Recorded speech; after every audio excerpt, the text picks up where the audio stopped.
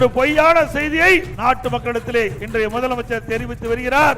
இந்த ஆட்சியிலே திராவிட முன்னேற்ற கழக தேர்தலில் அறிவிக்கப்பட்ட அறிவிப்பிலே 98% நிறைவேற்றப்பட்டதாக ஒரு பச்சை பொய்ய இன்றைக்கு மக்களிடத்திலே தெரிவித்து வருகிறார். 10% அறிவிப்பு கூட இன்று வரை நிறைவேற்றப்படவில்லை. 2021 சட்டமன்ற பொது தேர்தலில் இன்றைய முதலமைச்சர் இன்றைக்கு எதிர்க்கட்சி தலைவர் திராவிட முன்னேற்ற கழக தலைவராக இருக்கின்ற அந்த காலகட்டத்தில் சுமார் 525 அறிவிப்புகள் திராவிட முன்னேற்ற கழகத்தின் சார்பாக அறிவிக்கப்பட்டாங்க. அதுல சுமார் 10% அறிவிப்பு கூட இன்று வரை நிறைவேற்றப்படவில்லை. ஆனால் வேண்டுமென்றே திட்டமிட்ட ஒரு பொய்யான செய்தியை நாட்டு மக்களிடத்திலே இன்றைய முதலமைச்சர் தெரிவித்து வருகிறார். கிட்டத்தட்ட இந்த ஆட்சியிலே திராவிட முன்னேற்ற கழக தேர்தலில் அறிவிக்கப்பட்ட அறிவிப்பிலே 98% நிறைவேற்றப்பட்டதாக ஒரு பச்சை பொய்ய இன்றைக்கு மக்களிடத்திலே தெரிவித்து வருகிறார்.